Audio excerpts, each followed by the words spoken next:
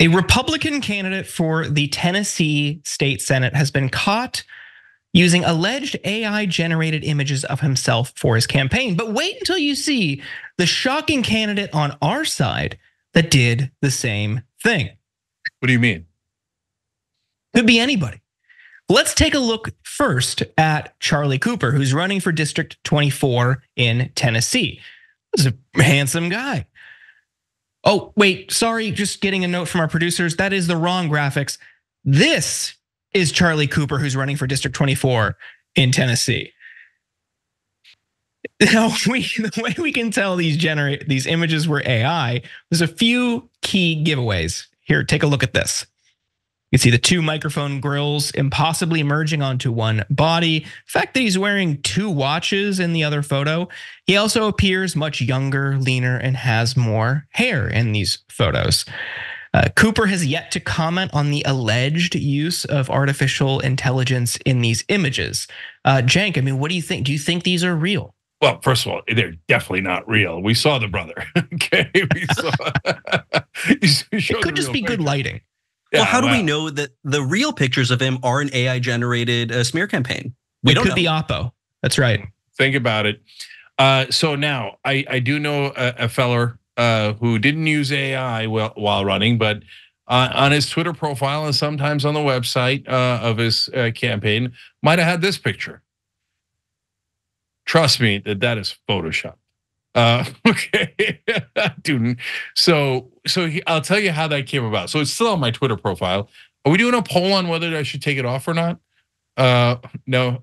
Oh, we are? Okay. tyt.com/polls. Should Cenk stop using the Photoshop picture of himself on X? Okay. So the way that came about was we took that picture and it looked pretty good. And then the person who took the picture photoshopped it. It looked much better. And I was like, yeah, let's use that one.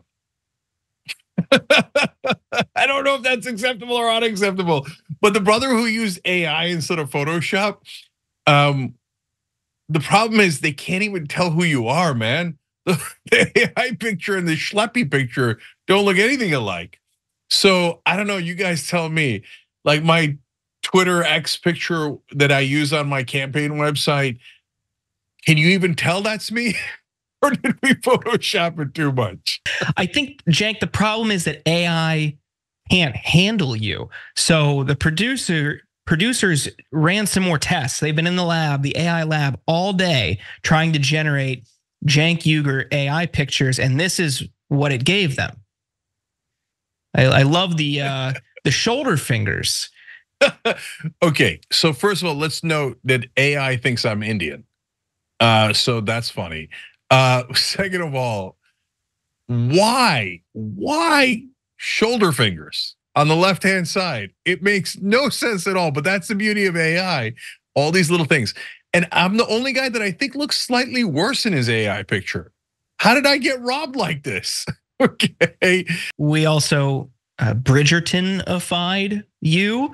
This is Lord Cenk. You look much better here, younger. Yeah, younger, more hair, better looking, definitely skinnier. Oh my God. Great jawline. Yeah. So Bridgerton has this app where it's a brilliant marketing device where you put your picture and they turn you into a Bridgerton. I mean, Jordan, we didn't do that for anybody else, did we? I don't know who you mean by we. I certainly didn't, but it does look like other graphics were generated. So unfortunately, they have this of me. Okay, so first of all, you can make yourself male or female. We did not subject the audience to my female version, but the one in the middle actually looks like it's the most. You belong. Okay, Lord Yule is definitely welcome at the soiree. Okay, the one in the middle, and then you as a woman. Yeah, I can see it. I can see it. I guess. I don't know what this next thought is, but I will throw to it. It says Her Royal Highness of the Insurgents podcast.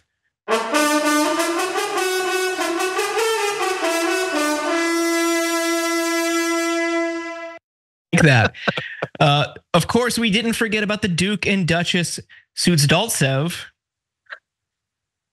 Oh my God. I have not seen these. That's so good. It's predominantly painting me as a woman. I don't know why they went with the woman with the mustache a lot there, but you look like an eligible young bachelor in the male version. Okay, you guys could pull it off. I look great across the board. Yeah, I look like I'm visiting the royal court from abroad, whereas you guys look like you belong. You're there to trade spices. In Jules's world, they don't have razors. Yeah, apparently. So look, back to the irrelevant politician that used the AI. You definitely don't want to use it so much that people can't even tell who you are. Okay, so he might have overdone it. And so, but overall, I don't really care if they use, obviously, I just told you I used Photoshop on my own picture, right? But is this a real thing? Is this a thing we should care about? I honestly, I maybe have too hot of a take on this, which is that I think that not only is this okay, but we should have this across the board, because there is this very weird thing where you kind of have to be attractive and fit these like very specific physical attributes to successfully run for office. And that's weird. I mean, I kind of get why that's the case, but it's still very weird. Like, I feel like, and I say this with respect, the least attractive people that I know within politics are also some of the smartest. Jordan. So I feel like this no, but also, like, to be fair, like I don't think that you should have to be hot to run for office. And this does have this weird like democratizing effect where, like, you know what, if you're not hot and you can push policy ideas using like an AI version of yourself that shares a vague resemblance. Like, I would prefer if we couldn't see any of the candidates before we voted on them, but that's a little bit, not possible or realistic. This is a very weird bridge that I'm honestly kind of okay with. And plus, like, I'm aging, losing my hair, getting fatter. I can't wait to flood the internet with AI pictures of me just like ripped, six-pack, giant shoulders, like all of the like Trump ones that came out right before AI, where he kept being photoshopped into like wrestler bodies. I'm cool with that. We should do more of that. That should be all politics, is just wrestler-bodied politicians. So it's a weird take, but I stand by it. Yeah, look, first of all, I couldn't agree more. I mean, please, somebody give me a six-pack, because I'm not going to do it. So I'm not going to naturally do it.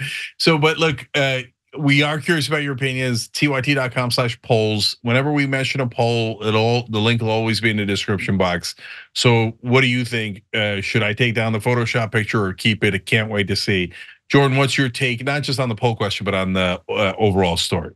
It's weird, but I don't think it's the biggest deal when we talk about AI in politics. I think the bigger threat and the thing that I'm worried about is how it's used in ads, how it's used to attack people, how it's used to fabricate stories. I mean, we've seen that before. It hasn't been used well, thankfully, but there was that AI voice robocall story several months ago. I mean, that's just, I think, the canary in the coal mine. We're going to see more and more of that.